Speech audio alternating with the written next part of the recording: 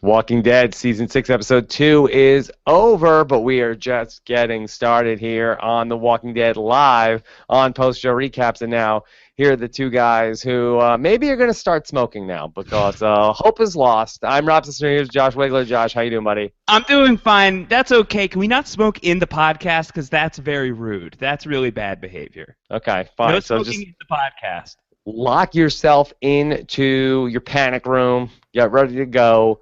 And we have our answer to Air Horn Gate from last week, Josh. Air We horn know gate, what is yes. going on, and it is a tractor trailer that was crashed into a church. What was that? Is that tractor trailer gate? Because it crashed into the gate of Alexandria? I don't know what's going on, but the wolves are here, and they mean business, Yeah, and it's they a just want to full keep freaking moon, man. yeah.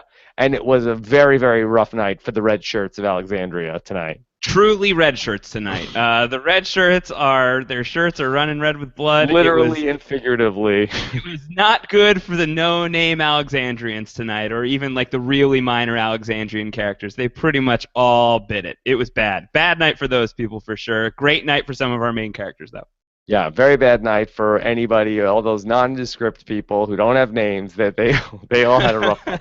But anyway, we have a lot to talk about here tonight on The Walking Dead Live here on Post-Show Recaps because we have our chat room open. We are going to be taking your tweets later on in the show, hashtag PS Recaps, and then also on our YouTube channel at postshowrecaps.com/YouTube.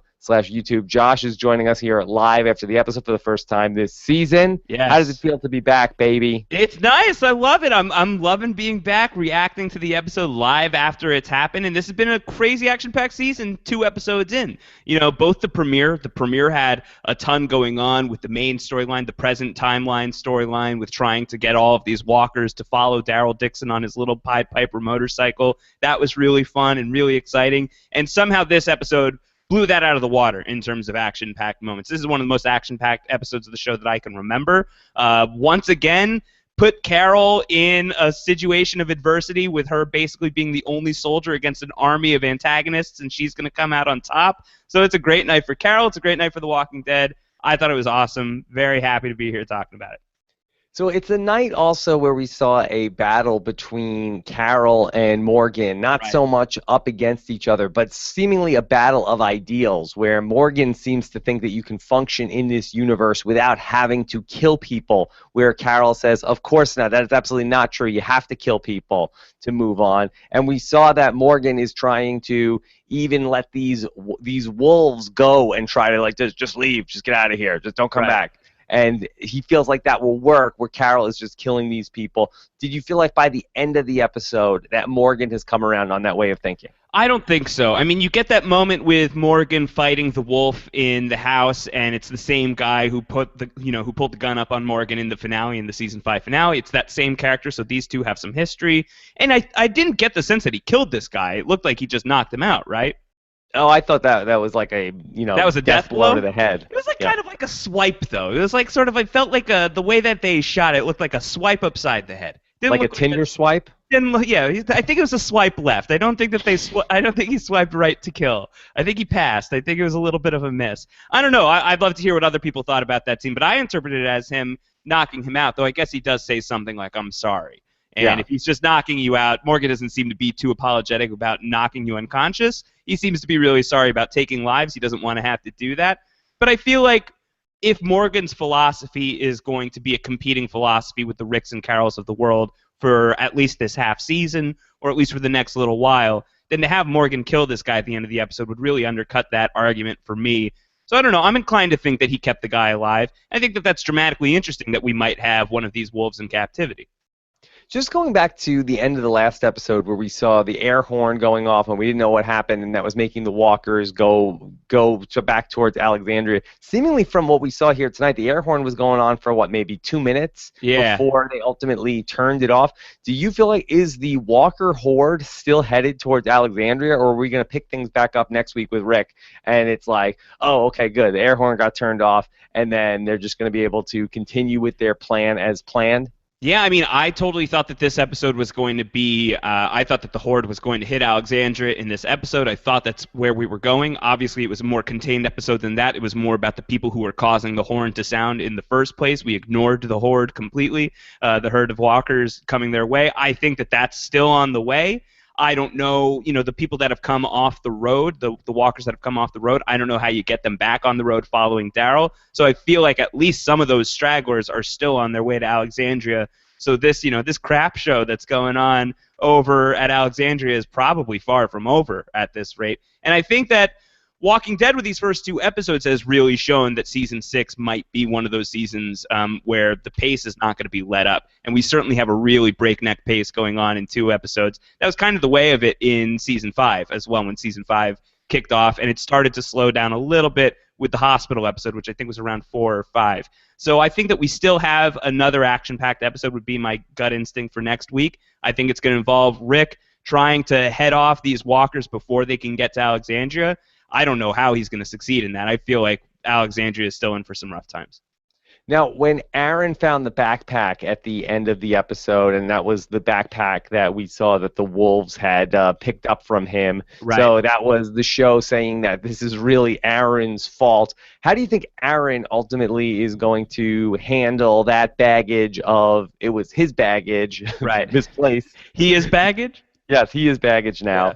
How do you think he's going to deal with that? I don't think he's going to be happy about it. I don't think that it's the show saying this was Aaron's fault. I think that this was consequence of what happened to Aaron. Aaron left the bag. He was about to get killed. I think you can forgive the guy for leaving the bag behind. It just sucks that he left the bag behind because these murderous wolves got all the information on Alexandria, and they were able to pull off a pretty, brave. Well, not brave. Brave's the wrong word. These guys are cowardly monsters. But it was a ballsy assault that they pulled off on Alexandria, and all of that comes down to the fact that Aaron left key intel behind in the car. That sucks. I don't think it's his fault. I'm sure he's going to think it's his fault, and I'm sure he's not going to be very happy about it. And I don't know how he'll be penalized if the information comes out or what. But I think that Aaron is going to feel like he really screwed up here. He's very protective of Alexandria in the first place. Can't imagine he's too thrilled about what happened here tonight. Do you think that this episode tonight will have an impact on that debate that Rick was having with Daryl last week about going out and recruiting more people and leaving Alexandria? Well, they need a recruitment drive. They're down in numbers now. They need.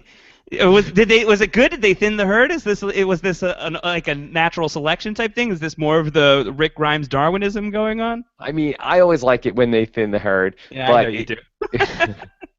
But I felt like we also saw that a little bit tonight in terms of letting these people, whether it is more merciful to kill these people now or now or later, because in Morgan, Morgan is also seeing that, where it's like, if you sort of like don't just take care of it now, it's going to ultimately come back to haunt you. Right.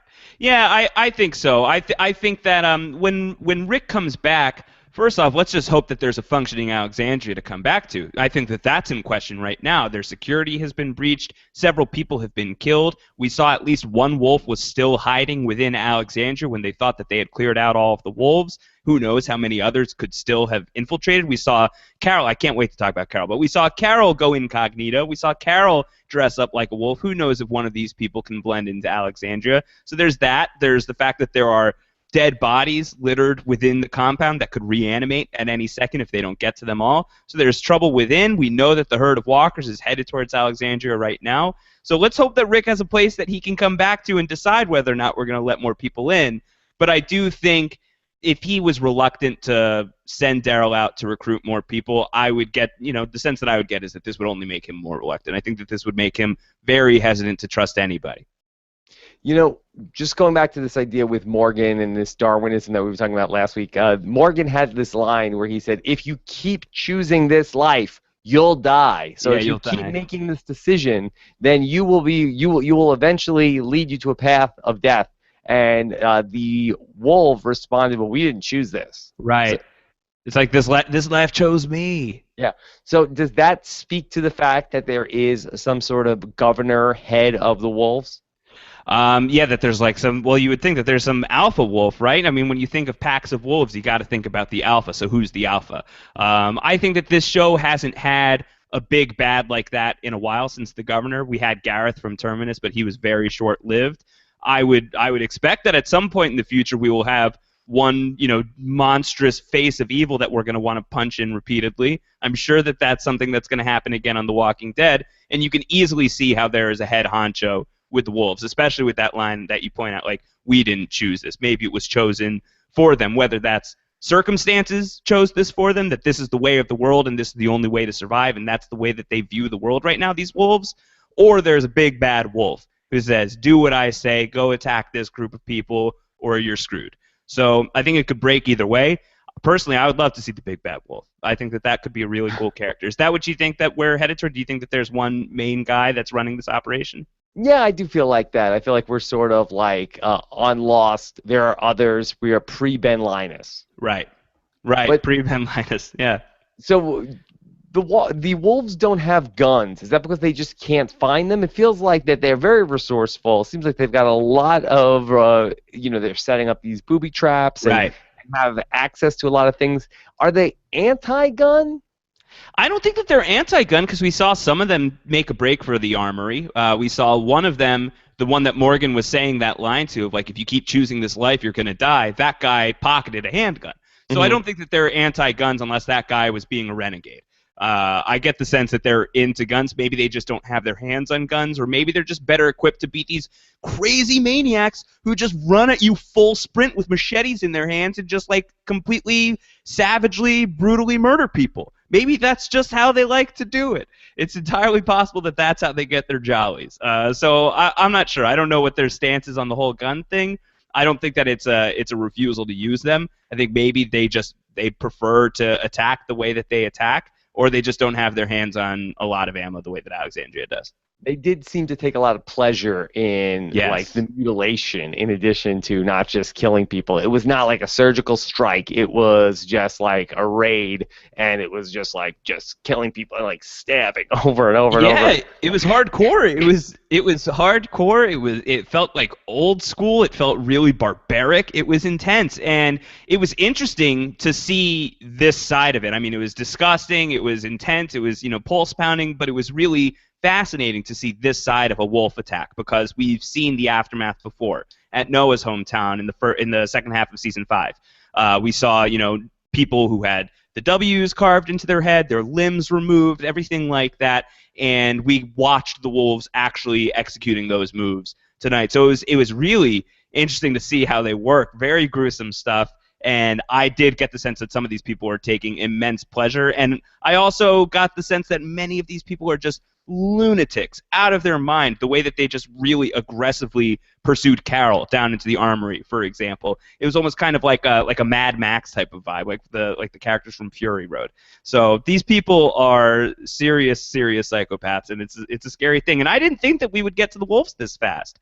We've been talking about that. Doesn't the wolves feel like a mid-season thing? Are you surprised that the wolves were the ones that were pulling this attack off and that we've gotten to them in episode 2 already? No, I'm not surprised because I felt like that the wolves were responsible. I didn't see a scenario that made sense with anybody from Alexandria sounding the horn, so I felt like I thought the wolves were involved. So I feel like this is going back to last season where we were surprised that the Terminus thing exploded so quickly. We thought that was so they've gotten into these seasons with like a big jolt these last couple of years. Is that good? Do you like that? I mean, Sure. That's something, we thought in the off seasons between 4 and 5, like, are we going to be stuck in the train car this entire time? And no, we weren't. We got out of the train car in that first episode, and we got totally rid of Terminus in 3 episodes. Do you expect that the wolves will wrap up next week, or is that something that's going to play out for a while? I don't think that this is going to wrap up for a while. I think that what we were going to probably wrap up is what's going on with this whole Walker horde that's approaching everybody. I think that that's what we're going to go to, but I think that we will continue on this storyline all season long. Yeah, but you like the pace. This is a good pace for you. You think that The Walking Dead, when they are really just balls to the wall, as someone might say, you think that that is the right pace for this show? Yeah, I don't think that. Look, it's great when they sort of slow it down and they give you those scenes with like 1 or 2 people, and you can have an episode or 2 like that. But overall, for this show to keep momentum, I think they need to continue at this sort of pace. I mean, that's what The Walking Dead is, and so I think then the change up where the slow pace when they give you that, it's even more impactful. But I think that this is got to be their bread and butter. It's really a very stark contrast between Walking Dead proper and Fear the Walking Dead. You know, the 6 episodes of Fear the Walking Dead we got, which were kind of slow, versus this episode, the premiere, which is just insanely action-packed. So it's really amazing. And also an interesting contrast between someone like Morgan and someone like Travis on Fear the Walking Dead. A guy like Travis who was going throughout Fear the Walking Dead saying we don't have to kill these people, we don't know if this is irreversible, all of this stuff. And Morgan, years into the apocalypse, kind of adopting that attitude. And I love Morgan, and Morgan was a serious badass tonight. Morgan's probably gotta go back to his old kill stance, or at least get closer to that, don't you think? I respect what you're doing, Morgan, but you're gonna get yourself killed if you're not willing to get your hands a little dirtier. Well, I think that Morgan has probably dealt with a lot more sort of like normal insane people from The Walking Dead, sort of like the normal sort of insane person who's like coming up trying to like rob him. He's sort of just like smacking them around saying like, hey, you don't want any of this. And like, all right, fine. And then they just run away. But he has probably never dealt with anything like the wolves. Right, yeah. No, absolutely. I mean, well, he dealt with them in the woods very briefly, but I don't think he knew the full extent of what these people were capable of. He didn't get it. He didn't get what they were all about. So I think something like this will challenge those notions for sure. You know, whatever hard-earned peace has come Morgan's way since we've seen him in clear between that and, you know, the Morgan that we're getting now. I think that those notions are going to be challenged by the circumstances that we see him in now, but man, he's got to come out on a different side of this thing, because that whole no-kill policy with these people, they're not going to hold back. I don't know that you ought to hold back with these wolves. All right, you said you wanted to talk about Carol. Let's discuss her night, where it starts off where she is back with her buddies. She's talking about recipes. Yeah, paprika celery soup. That sounds tasty. Well, I thought that there was something to what she was talking about, how she's talking about making a recipe with the ingredients that nobody wants to use. Right, is that sort of is that sort of a metaphor for what is going on with this ragtag group here at Alexandria? Yeah, these are the people no one wants to use. Who don't we want to use? I want to use most of these people. Denise. We don't want to use Denise? Custodian Denise? Therapist or psychologist Denise. Right, but she's no doctor, you know. Surgeon Denise. Yeah, Surgeon Denise. Yeah, I guess. You know, there are definitely some scrappers here in Alexandria. It's definitely a scrappy group of people. I like that. I think that's fun. But I think that that's an interesting point. And, you know, it runs parallel with what Rick was saying last week about certain people are built to survive this world. Some people just are not. And we saw some of these people in Alexandria. Many of these people did not make it, but then someone like Denise was all right. Olivia was still alive last week. Hopefully someone's going to knock on that door and not just get their face blown off when they go to the armory and Olivia's got the gun. So we've seen some of these scrappy people hold their own here in Alexandria, but I do think that it was a shot that Carol was taking, you know, and no one expects it. I mean, people will expect it now that Carol has kind of been outed as this badass, but at the time, no one would have thought that, oh, Carol's making fun of me. Carol's great. Oh, God, she was so good tonight. What'd you think of Carol's move to dress up as one of the wolves, basically pulling off the Han Solo and Luke Skywalker move, and then bringing Morgan around like the captured Chewbacca throughout the Death Star? That was pretty good. I was going to say that she was like pulling a Princess Zelda turning into Sheik in Ocarina of Time, but I think yours is better. I liked her in sort of quote-unquote stormtrooper dragging around the Chewie throughout Alexandria. It was fun. If only he was a little bit more cooperative, but I guess Chewbacca wasn't so cooperative either. I loved the move. I thought the move was great. Incognito Carol is a great Carol, and we've seen several different Incognito Carols. We've seen her in Terminus. We've seen her as, you know, one of these people who's just like a housewife in Alexandria, and now we saw her in disguise as one of the wolves. It was so badass. It was awesome. And I know that there's still some people out there who think that Carol is overrated. I really don't know how you can think she's overrated after a night like tonight. Who's saying that? There are some people I'll fight them. I think that like the tide that turned.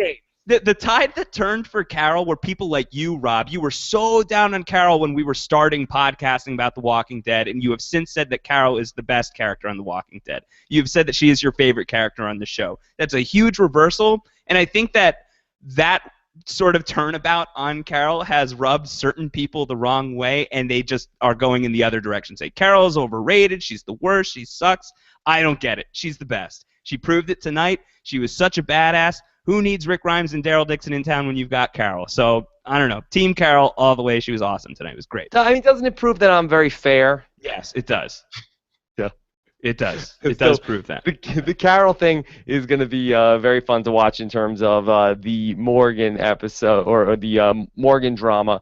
Right. I want to talk about Enid because I thought that she had a very odd episode to me, and the fact that they sort of bookended the episode with her in the beginning and the end, yet she didn't figure into the story very much at all. And Right. I wonder if there is more than it seems, or this was just sort of like they had to shoehorn some sort of Enid backstory in there. I mean, the episode was named JSS, and I really thought that there was going to be some sort of important significance. And just survive somehow, I felt a little disappointed in that there was no major significance to finding out what that meant. Well, it's like the anybody but me of The Walking Dead. It's like I will do whatever I have to do to survive. And we Eat saw a raw turtle? Yeah. Turtle sushi? Turtle sushi. You know, we got some turtle sushi on the menu tonight. It was really gross. It didn't look very pleasant, but she seemed all right with it. Food's food.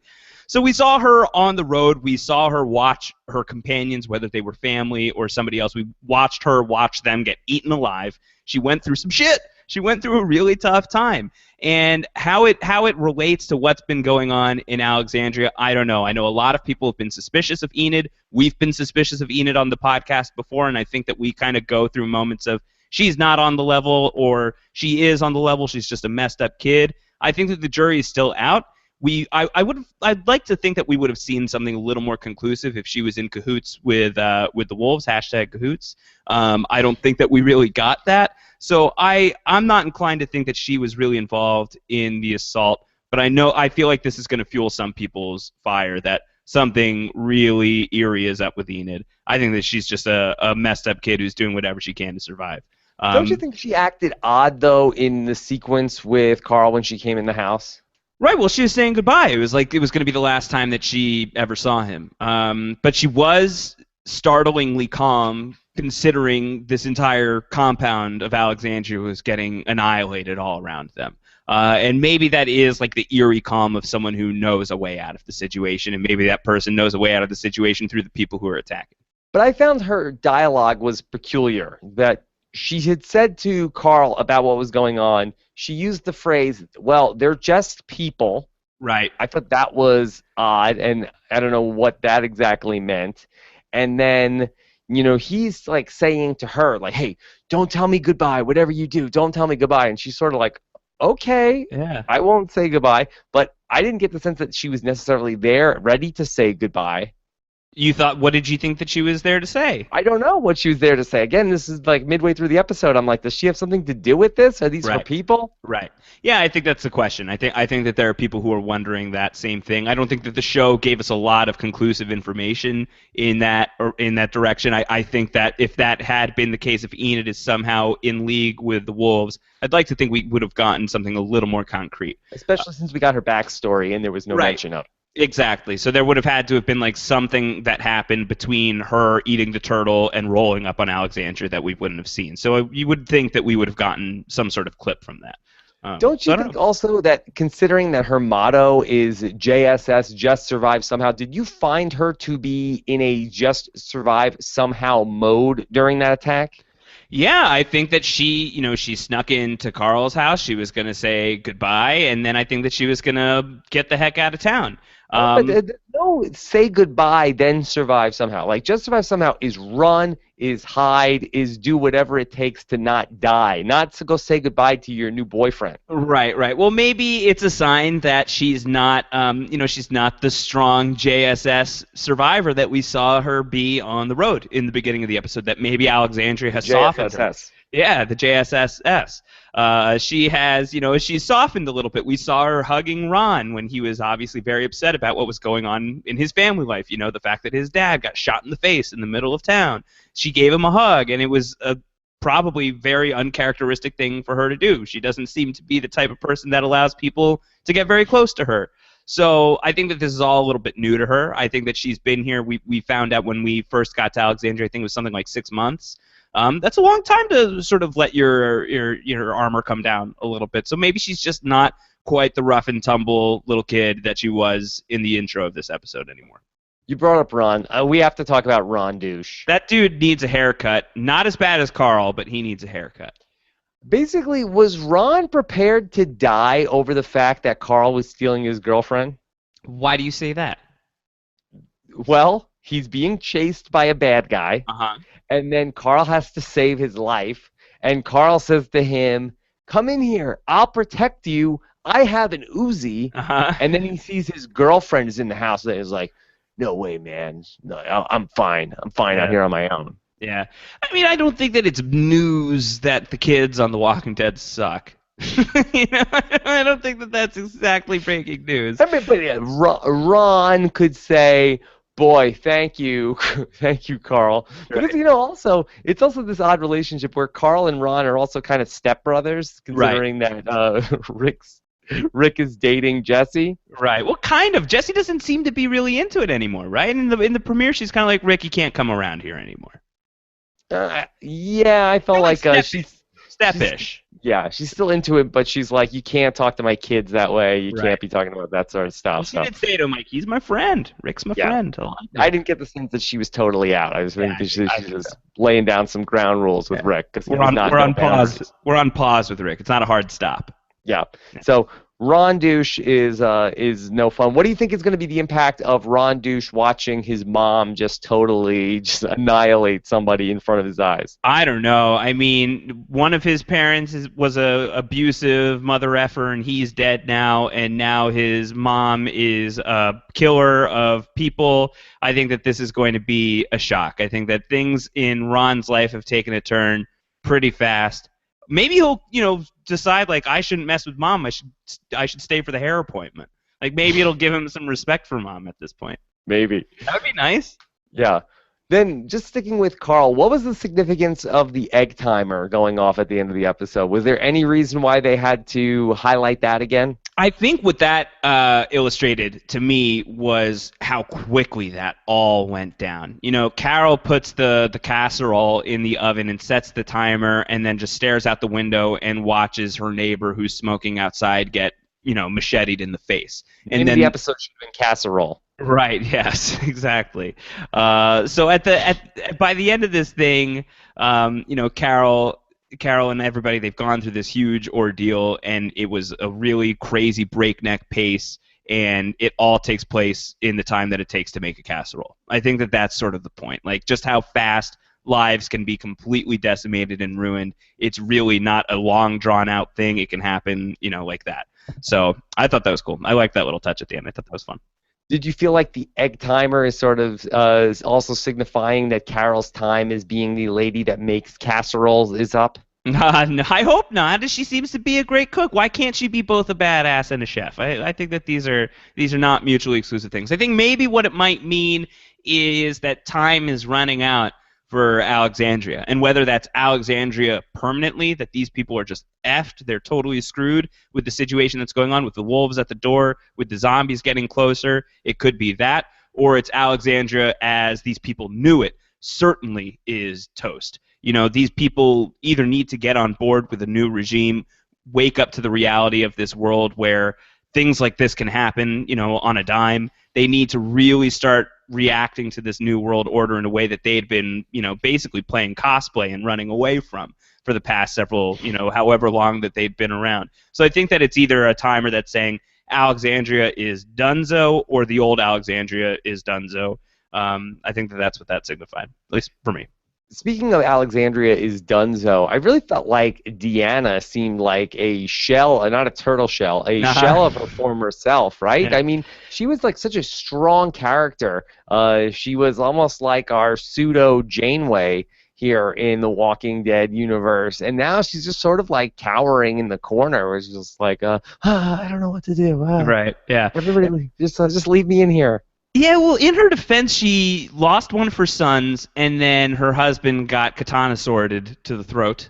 That sucks. That's traumatic. And then, as she's just starting to kind of pull herself up by the bootstraps and she's ready to help Maggie dig the garden, she watches their guard get Molotov cocktailed. So I think I'd probably be a little rattled myself.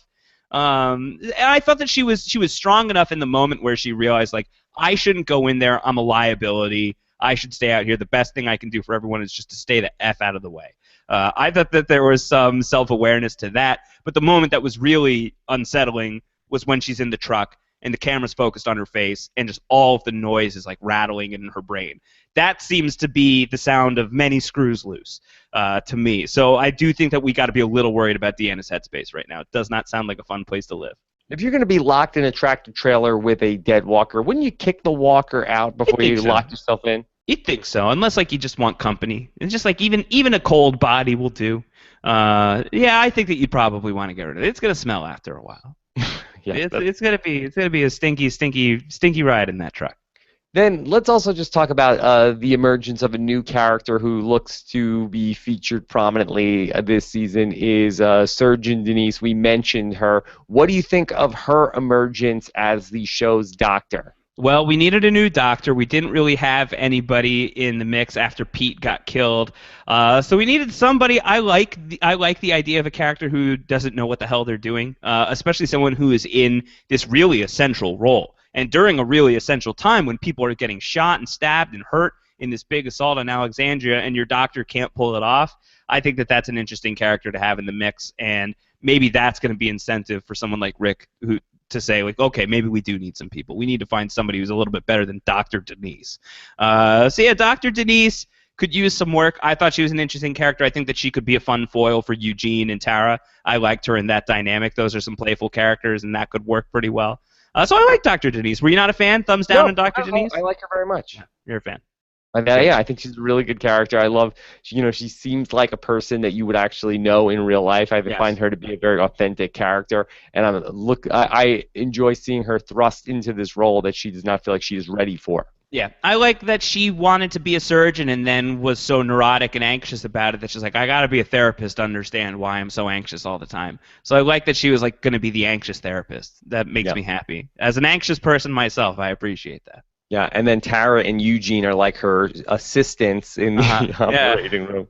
Yeah, and it's kind of surprising. I mean, I guess for Eugene, it's like the best of two evils. He has to be in some sort of bloody situation. At least I'm in surgery, not getting shot at, is probably what he's thinking.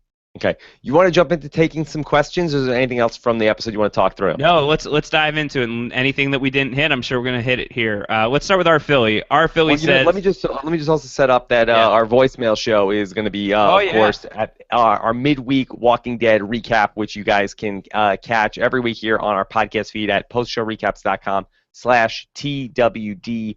iTunes. You can hear us answer your questions whatever we didn't cover tonight. Ask us on our voicemail show. Go to postshowrecaps.com/voicemail and leave us your questions. And then you could also leave us comments on the show page for this episode on postshowrecaps.com. All right, jump into the questions, Josh. All right, this is from our Philly. I need an official ruling as to whether or not we refer to Ron as emo teenage douche going forward. That seems like a long douche. Yeah. It's a lot of douche. I could do teen douche, emo douche. Yeah. I think either one. I prefer Ron douche. Just Ron douche? Yeah. I don't think we need to be overly descriptive. I think there's many teen douches, I believe, so I feel Ron douche suffices for me. There's a lot wrong with what has just been said. All right, this is from my man Rob's Taboo Buzzer. I'm shipping Eugene and the new town doctor lady. How about that? What do you think? Are we shipping Denise and Eugene? And what do we call them? What's their ship name? Eunice? Eunice? Eugis?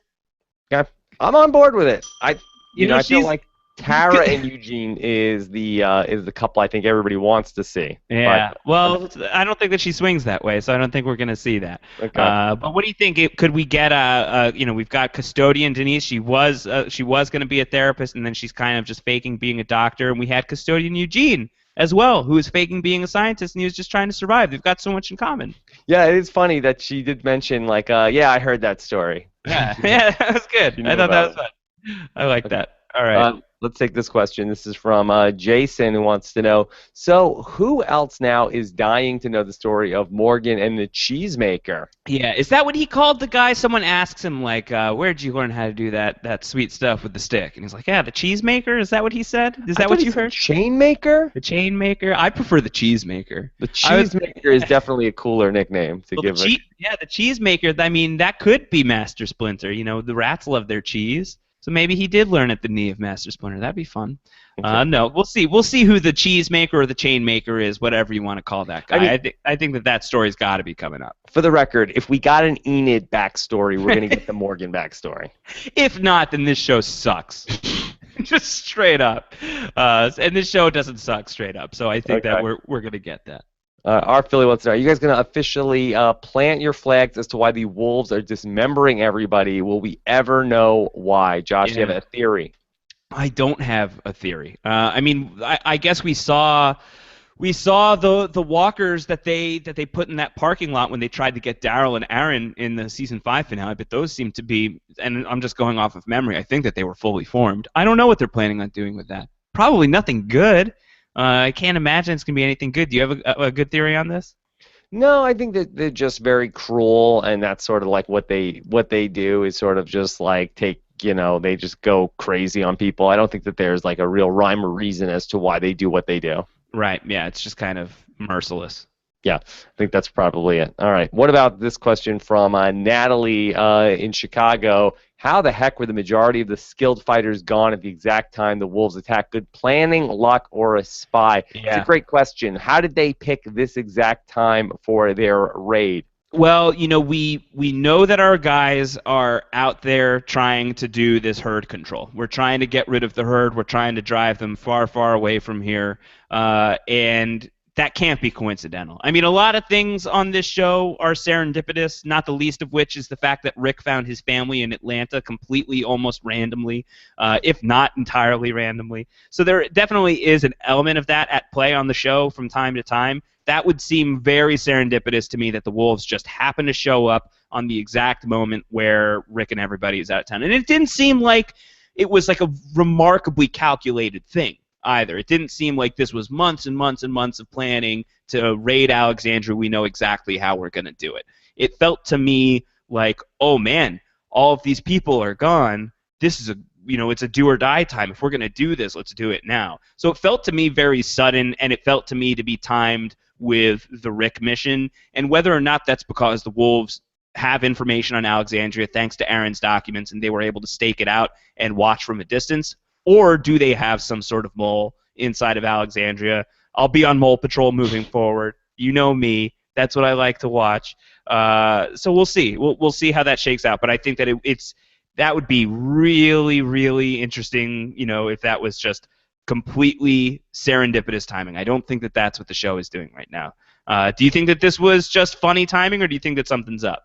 I have to think that something is up. I feel like, I don't know if they just are like have been watching them for a while and waiting for their time to strike. Yeah. I feel like that's probably the most likely scenario, but ultimately, I don't know. How did they ultimately get in? They just went through the fence? Yeah, they just climbed. They climbed and they rammed trucks into the fence and they Molotov cocktailed their way in and they just macheted their way through. I think enough tenacity, you're going to be able to get into that place. Yeah. It's not like it's, Jerry Beefman? Yeah. It's not exactly. I forgot that was her name. Okay, Coach wants to know, Coach's Beard says, would you rather live in a wild and savage or would you rather live in the wild and savage or a community and defend it? Can we live in a community in Andrew? Is that an option? I would rather live in a community and defend because the days that I'm not defending, I'm in something more resembling air conditioning than the wild. Yeah, I don't think you want to be out there living in the wild. You're eating a turtle in the wild. You're eating casserole in the community. And like when it comes to any sort of like athletic competition in the first place, I'm usually on defense anyway. So it's it's the speed that I prefer. It's what I'm used to. I think community and defend is pretty easy. Pretty easy pick for me. Okay. What about Fat Tyson? Fat Tyson Apostol. Oh, he looks so silly. So it was Aaron's photos that led the Wolves to Alexandria and knowledge of the town layout. Should he admit to it? Yeah. What's the harm in him saying, guys, I screwed up. This is on me. This is what happened. I don't know what use it does for Aaron to sit on the information. It's not like they're going to banish Aaron over this, right? No, but I think that you could start to see that shot down. If he wants to still go out and recruit people, I think that this will probably, be a point against that the next time that comes up with Rick Grimes. Right. Well, you got to wonder how this is going to affect Aaron's view on recruiting, too. Is this going to bolster his drive to go out there and get more people because we need to defend ourselves, or is this going to rattle him a little bit? He already had a really harrowing experience the last time he went out recruiting, and this is what it's led to. Is he still going to be all about the recruitment drive, or is he going to look at this thing that just happened and be like, no, we got enough. Let's just keep our own at this point. Yeah, they need to forget about this recruiting. Stop I think so. Yeah. Okay, let's do a couple more. Our Philly, after 6 seasons, are the viewers too jaded and callous to maintain their goodwill for Morgan if he tries to remain so righteous? I got to say, what it did piss me off about Morgan? When he saved Father Gabriel from dying. Yeah, you should have just let that go. You're not buying into Father Gabriel's attempt to make things right? I kind of, I don't love Father Gabriel. No love lost between myself and Father Gabriel. But I wouldn't mind a few scenes of Carl showing Father Gabriel how to do a thing or two. Yeah. I've got a good prop bet for you. Let's hear it. Who remains non-douchey the longest, Nick or Father Gabriel? Ooh, that is a Who difficult goes the longest question. before returning to their douchey ways? Yeah, that's a fantastic question and really difficult. It could go either way. I guess I'll just say, I would say Father Gabriel. I don't know. It's really tough. Well, I'll just say Father Gabriel. Flip a coin. Flip a coin. One of those guys, they're gonna douche out again before long. And if they don't, they'll get their vases eaten off. One of those two things is inevitable, don't you think? I agree. I think Father Gabriel is the longer holdout. Yeah, I think so. Because Nick is probably just going to get eaten alive in like 2 seconds, right? Eventually. He seems like a guy that when he's not making it to Christmas. He's not making it to Christmas. And, with these walkers in the woods right now and everybody on the mission, like next week seems like it could be prime time for Nicholas to bite it. So that'd be good for me. I believe that I did draft him for my death draft. I also feel like that guy's doing a lot of press right now, and I feel like he's like that's like the thing on Survivor when you're voted out early and you're trying to like make the most of your time in the Yeah. he's like the Jeff Varner of Walking Dead. Right. Yeah, I did see his interview with Dalton Ross, so that's a good point too. Yeah, I like that. He was on AfterBuzz. I think he was just like all over the place, that guy. Yeah. All right, let's do one or two more. What do you got from Coach's Beard? Coach's Beard said, "But the Wolves have joined Alexandria if they were recruited." Yeah, what if they just asked them to be a part of it? I don't know that they'd fit in. They don't seem exactly to be our clientele. I think that we would turn them away at the gate, so I don't think that's any good. Okay, here's one last one from Cabin Douche. Why no black and white tonight?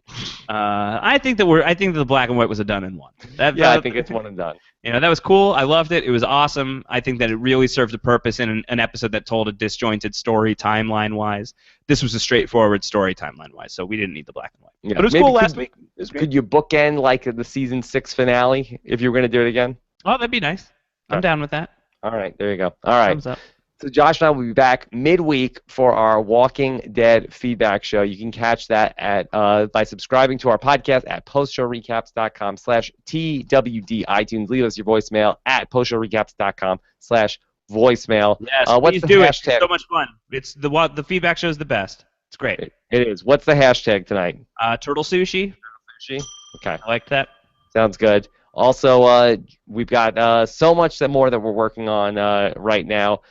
Josh, tell us about some of the other shows that you're recapping on postshowrecaps.com. It's a hot season on Post Show Recaps right now. We're doing the Leftovers podcast with Antonio Mazzaro and myself. We're doing Fargo with Antonio and I, plus Jeremiah Panhorse. We have Most Shows Recapped, where we're recapping the most shows possible every Friday with Rob, myself, and Antonio. And last week, we launched an awesome podcast. If you've been missing Stephen Fishback on the Know-It-Alls, you're not going to miss him here on Post Show Recaps. He is recapping American Horror Story with me on Post Show Recaps, so go seek that out. Really fun talking to Fishback. No Survivor talk on there whatsoever. Really good podcast. I had a really good time with Stephen. We're going to be doing that every week. So lots going on. Mike Bloom and Kurt Clark doing Once Upon a Time. You've got Seinfeld. Lots of things rolling here at Post Show Recaps. All right, great stuff. Have a great night, everybody. Thanks to Alex Kidwell, who was pulling those questions for us behind the scenes tonight. Have a great one. Looking forward to hearing what you guys have to say in the comments on postshowrecaps.com, and we'll talk to you again soon. Take care, everybody. Bye.